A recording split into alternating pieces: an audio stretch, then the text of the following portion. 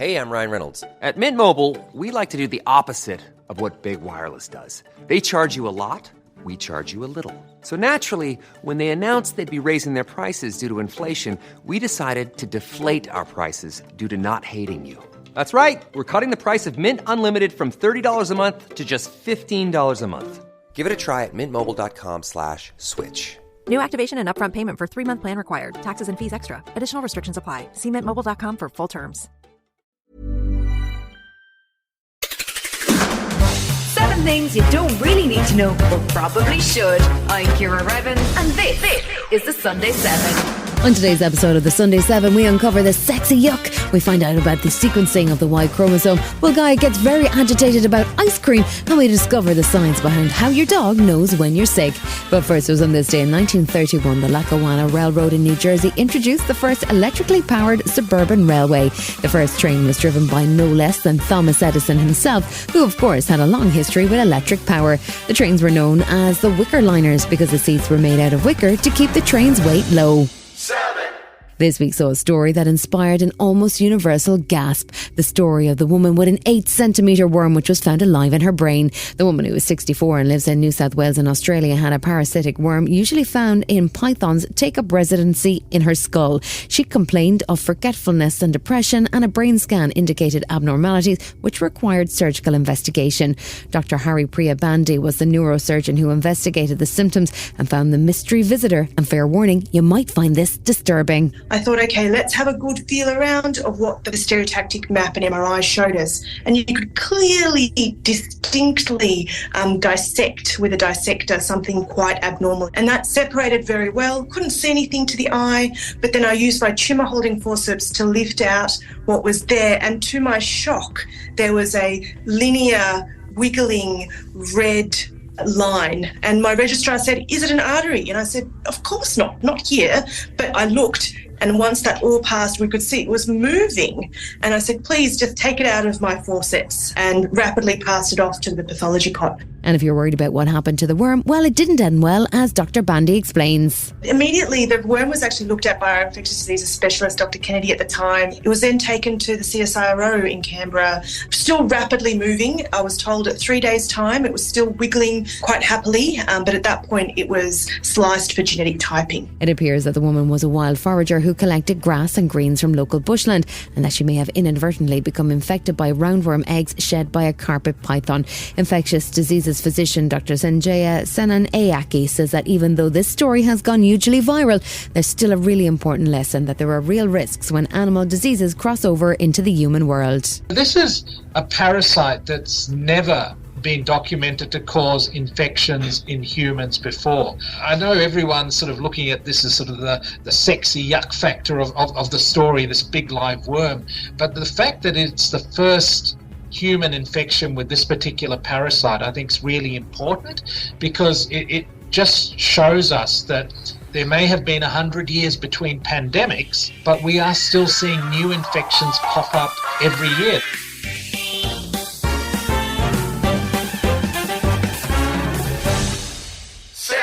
Scientists have finally completed the sequencing of the Y chromosome. It's the last piece of the puzzle in the human genome, but why did it take so long? The Y chromosome is widely known as the male chromosome, and it's both the smallest chromosome and the most complicated. The latest research suggests that the Y chromosome may contain genes that could be critical for prevention of cancer and cardiovascular disease. People also appear to lose the Y chromosome from some of their cells as they age, which may account for men's shorter lifespans.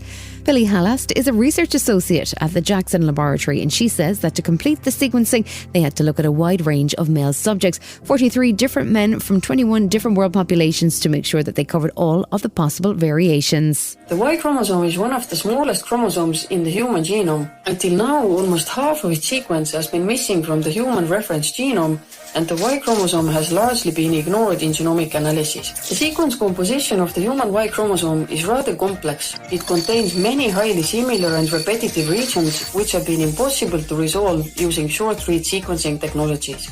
In order for us to understand how diverse the human Y truly is, we assembled the Y chromosomes from 43 different males, covering roughly 180,000 years of human evolution. We found that the Y chromosome size and structure varies extensively between males. Still to come on the Sunday 7, we go diving for the Loch Ness Monster and musicians worry about AI.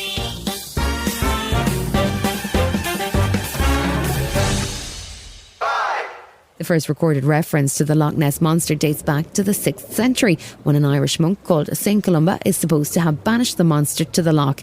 In the intervening centuries, the myth has lived on, but there's never been a conclusive answer to Scotland's greatest mystery.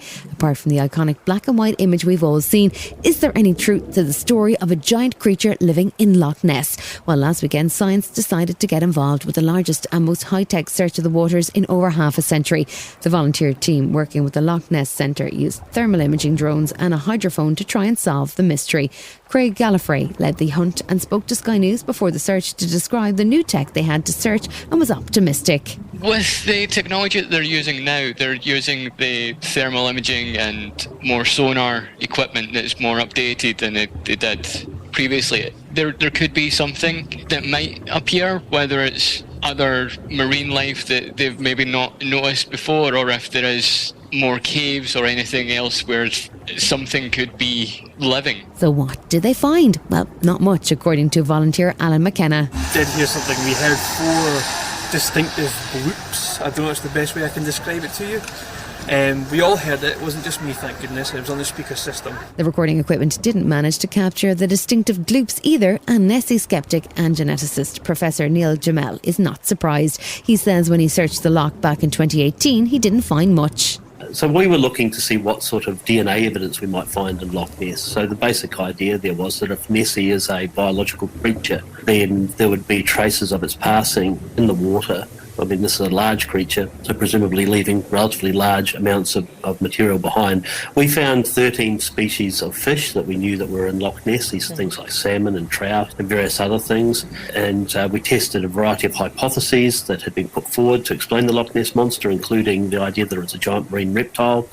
Now, obviously, that's an extinct creature, so we don't actually have a DNA sequence for it, but we have a pretty good guess of where in the tree of life that sequence would sit, and we didn't find anything that looked remotely like that. In fact, we didn't even find a reptilian DNA sequence in there, despite the fact that there are a few native reptiles in Scotland.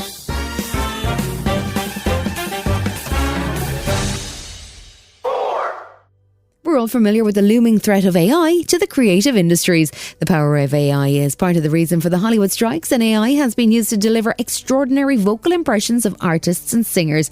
Now, the Musicians Union in the UK is flagging that it's time for politicians to take action over the threat that deepfake versions of their output pose. Assistant General Secretary of the Union, Phil Kear, says that in this world, existing copyright law may not be enough. I can see in future, if we don't have additional protection on the personality rights of musicians, then you get into the world of deep fakes and sound-alikes where the musician hasn't actually been involved in the decision-making process. They could be associated with anything that they don't agree with, types of music that they didn't actually record. And, you know, if we don't have proper labelling in place, then there'll be no way for the public to tell whether that was created by the musician themselves or by AI instead. Still to come on the Sunday 7, Will Guyatt really wants an ice cream and how your dog knows when you're sick. Right after this. The United States Border Patrol has exciting and rewarding career opportunities with the nation's largest law enforcement organization. Border Patrol agents enjoy great pay, outstanding federal benefits, and up to $20,000 in recruitment incentives. If you are looking for a way to serve something greater than yourself, consider the United States Border Patrol. Learn more online at cbp.gov/careers/USBP. That's cbp.gov/careers/USBP. Welcome back.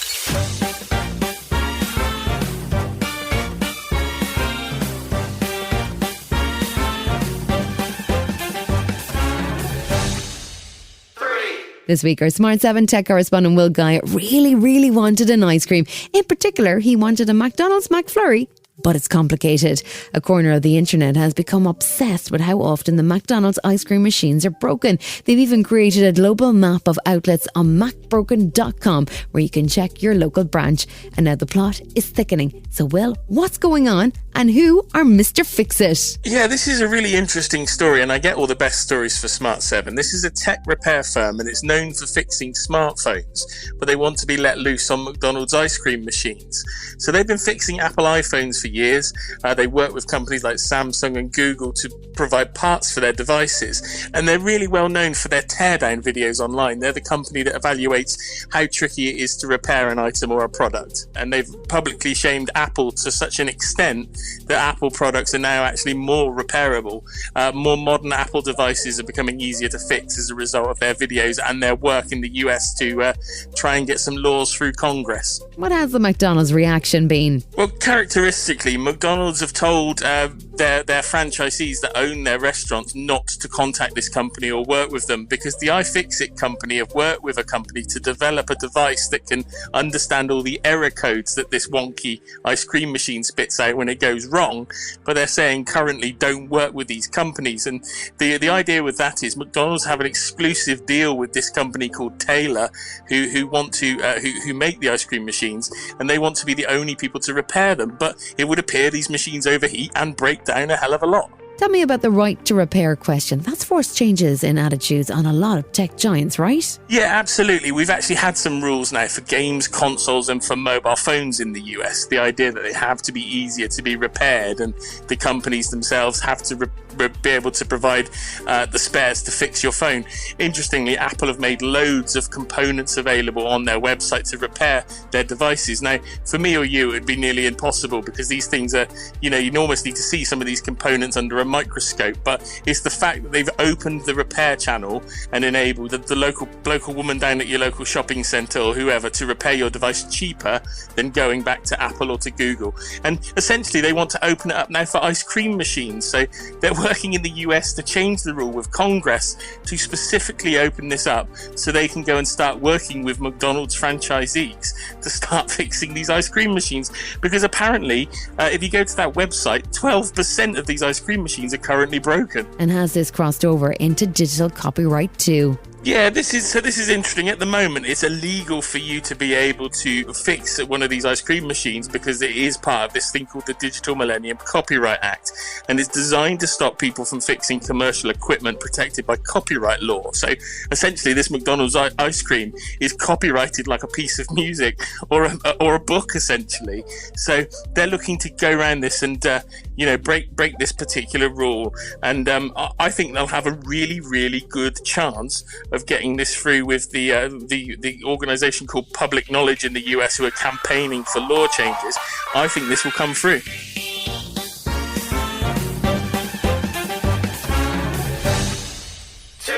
We regularly see stories about the threat to the global ecosystem from the modern world, whether it's the risk of the biosphere from a shortage of pollinators or the threat of extinction for critical species in the natural ecosystem. Now, one inventor has created a unique way to help nature thrive, and it's all down to a pair of shoes that draw inspiration from the bison. Kiki Grammatopoulos has been studying what's called epizoochory, which is nature's way of using animals to disperse seed and pollen. And one of the most effective species for dispersing is the bison. Clearly, the UK is not exactly overflowing with bison, but Kiki's new shoes could help. They're quite dramatic looking, with 3D printed soles covered in tiny Velcro-like hooks. They're not in production yet, but she thinks they could be a useful tool to help rewilding. The idea was to somewhat mimic what animals do with rewildings. I took the idea of Velcro, which is also a form of biomimicry, and I blew it up into a kind of a 3D texture around the outsole, and the idea is that it would pick up and disperse seeds like an animal would, for example, like a bison, or with their fur within epizoochory. So it's not practical at the moment to bring in bison and wolves into an urban environment to rewild. So I was looking at how runners and run groups could be seen and used as herds to kind of replicate the keystone species in rewilding.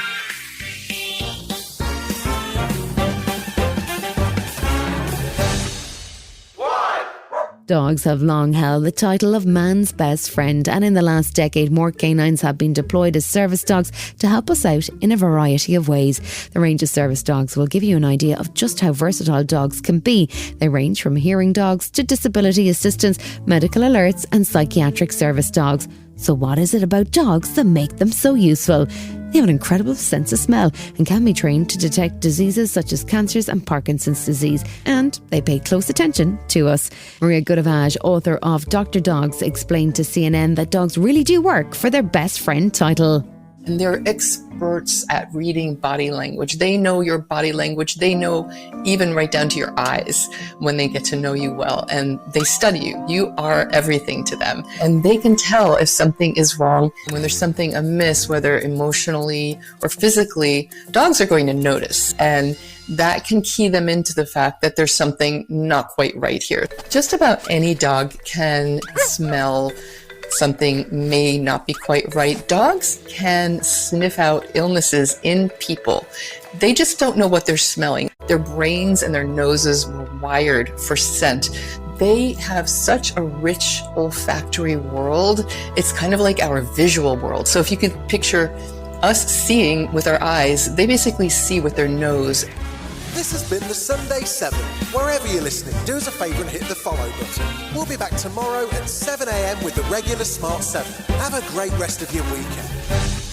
Written, produced and published by Daft Doris. The United States Border Patrol has exciting and rewarding career opportunities with the nation's largest law enforcement organization. Border Patrol agents enjoy great pay, outstanding federal benefits, and up to $20,000 in recruitment incentives for newly appointed agents. If you are looking for a way to serve something greater than yourself, consider the United States Border Patrol. Learn more online at cbp.gov/careers/USBP. That's cbp.gov/careers/USBP.